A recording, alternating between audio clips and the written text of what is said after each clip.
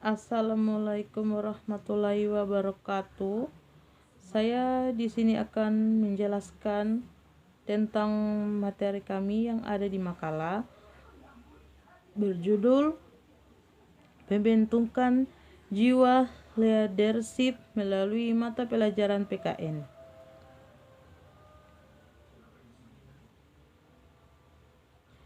A. Cara membentuk leadership pada siswa. Pada dasarnya setiap anak memiliki potensi menjadi seorang pemimpin. Maka dari itu, keterampilan memimpin pada anak harus diterapkan sejak dini sebagai landasan yang kokoh untuk mewujudkan mimpi serta tujuan hidupnya. Jiwa kepemimpinan pada anak dapat melatih rasa tanggung jawab, disiplin, dan ketekunan yang bermanfaat untuk masa depan anak. Orang tua dan guru masih ada yang lebih memikirkan tentang prestasi akademik semata. Padahal sebenarnya pengembangan karakter dan jiwa kepemimpinan anak yang dikembangkan dengan tepat akan sangat membantu prestasi anak. Untuk itu, momentum yang tepat untuk mengajarkan seseorang tentang nilai-nilai kepemimpinan agar mereka kuat dalam pribadi dan karakternya adalah sejak dia masih dalam usia anak-anak. Menurut ahli, usia anak-anak adalah waktu yang tepat untuk mengerjakan seorang anak. Pentingnya memiliki sikap kepemimpinan dalam dirinya karena usia anak-anak dan fase awal proses pembentuk karakter anak. Maka tak heran jika kita melihat di sekolah materi pelajaran dan cara pembelajaran yang diterapkan lebih menekankan pada pembentukan karakter anak.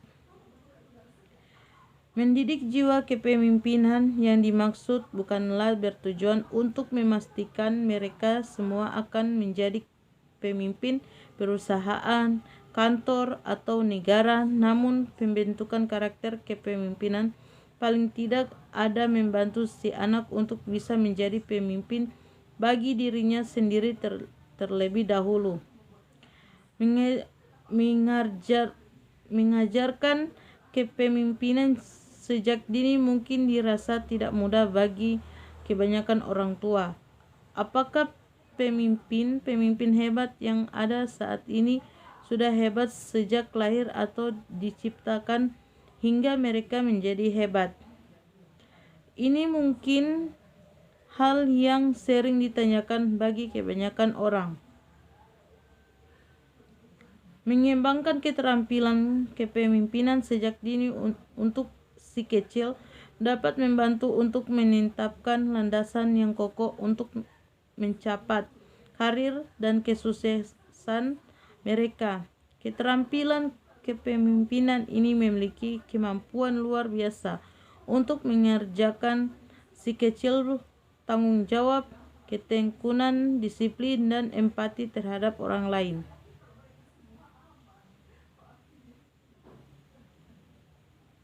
B. Seorang anak harus dibekali dengan jiwa leadership.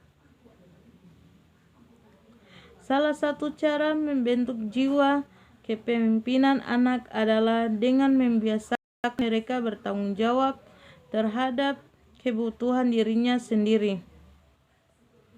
Biarkan anak-anak melakukan sesuatu yang mudah seperti aktivitas, makan, memakai baju, hingga membersihkan mainannya sendiri. Jangan biasakan anak-anak mengandalkan orang lain untuk mencukupi kebutuhannya supaya kelak tidak menjadi anak yang malas dan manja. Untuk anak yang sudah 10 tahun ke atas, anak perempuan membantu tugas ibu di rumah dan anak laki-laki membantu ayahnya terkait pekerjaan maskulinitas. Seorang anak tak boleh diberlakukan standar yang tinggi sama seperti orang dewasa.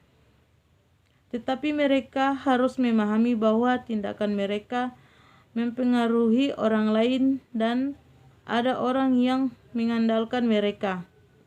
Jika anak mengerti mengapa mereka perlu melakukan pekerjaan mereka dan dibutuhkan kerja keras untuk mencari nafkah, ia akan memiliki pandangan yang berbeda tentang kehidupan anak-anak, sering senang untuk membantu orang tua mereka dan merasa bangga ketika mereka berkontribusi.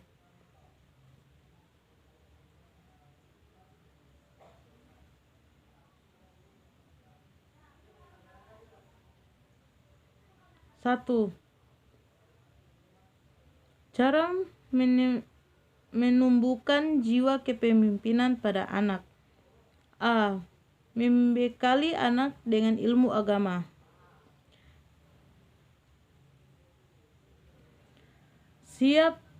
Siapa sih yang tak mau punya pemimpin dengan pribadi yang baik? Tentunya siapapun pasti berharap orang yang memimpinnya bisa berlaku adil, jujur, dan bijaksana.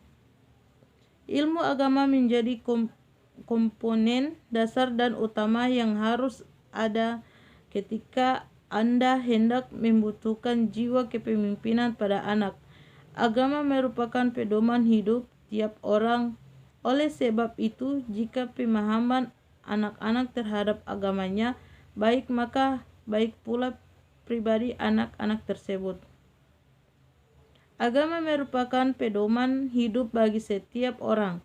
Sejak dini, sebaiknya anak-anak diajarkan tentang ilmu agama. Karena pada dasarnya agama mengerjakan manusia menjadi pribadi yang baik serta mengajarkan manusia bagaimana menjadi pemimpin untuk dirinya sendiri dan bagaimana menjadi pemimpin bagi orang lain. B. Mengerjakan 7 kebiasaan efektif untuk meningkatkan kepemimpinan anak. 7 kebiasaan ini ditemukan oleh Stephen R. Covey dan dimuat dalam bukunya yang berjudul The 7 Habits of Highly Effective People. C. Leadership terintegrasi dalam mapel PKN. Arti dari integrasi itu sendiri adalah pembaruan hingga menjadi kesatuan yang utuh, dan arti leadership untuk kepemimpinan, kemampuan untuk mempengaruhi orang lain untuk mencapai tujuan. Dalam mapel PKN terdapat pembelajaran tentang moral dan sopan santun. Melalui mapel PKN, peserta didik diajarkan bagaimana memanfaatkan sumber daya, memperdulikan lingkungan yang ada di sekitarnya, dan peserta didik diajarkan untuk menyelesaikan permasalahannya dengan cara diarahkan kepada tujuan atau target yang akan dicapai. Dalam berbagai kondisi perubahan, semakin banyak tugas-tugas pada individu dan tim di dalam lingkungan sekolah, sehingga pentingnya kepemimpinan dan kerjasama tim di dalam organisasi kependidikan semakin meningkat. Oleh karena itu, kecapaian dalam pemimpin dan kerjasama tim adalah inti untuk dapat mengefektifkan prestasi dalam lingkungan sekolah.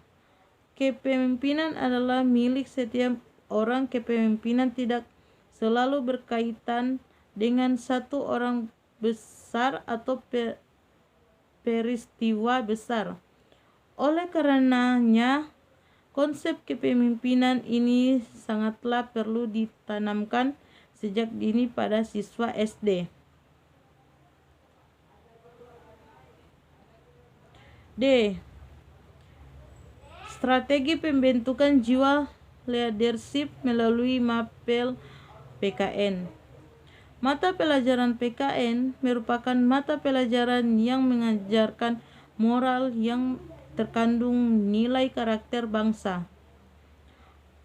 Penerapan pendidikan karakter dalam pembelajaran PKN melalui pengembangan indikator, tujuan pembelajaran, dan penggunaan metode yang dapat mengembangkan nilai-nilai karakter dengan model pembelajaran kooperatif, learning, kontekstual, pembiasaan, dan keteladanan.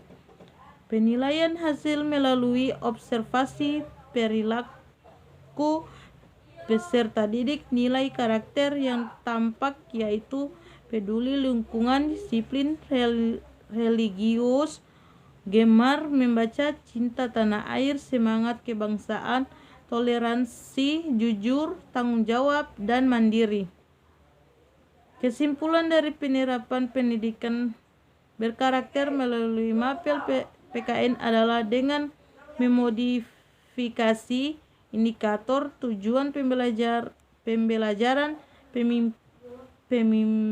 pemilihan, pendekatan, dan metode pemanfaatan sumber dan media pembelajaran dan menambahkan hasil. Pendidikan karakter sangat penting diterapkan demi mengembalikan karakter bangsa Indonesia yang sudah mulai luntur dengan dilaksanakannya pendidikan karakter di sekolah dasar diharapkan dapat menjadi solusi atas masalah-masalah sosial yang terjadi di masyarakat.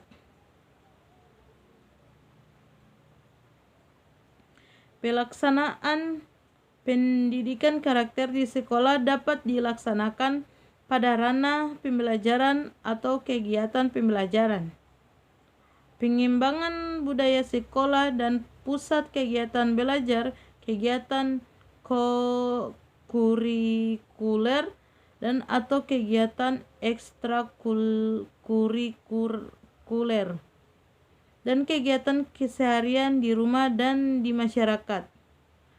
Penerapan dalam pembelajaran hanya sebagian kecil dari strategi penerapan pendidikan karakter pada pendidikan dasar dan menengah. Bagaimanakah strategi penerapan pendidikan karakter dalam semua kegiatan di sekolah? Penerapan pendidikan karakter dapat dilakukan dengan berbagai strategi pengintegrasian. Strategi yang dapat dilakukan adalah pengintegrasian dalam kegiatan sehari-hari dan pengintegrasian dalam kegiatan yang diprogramkan.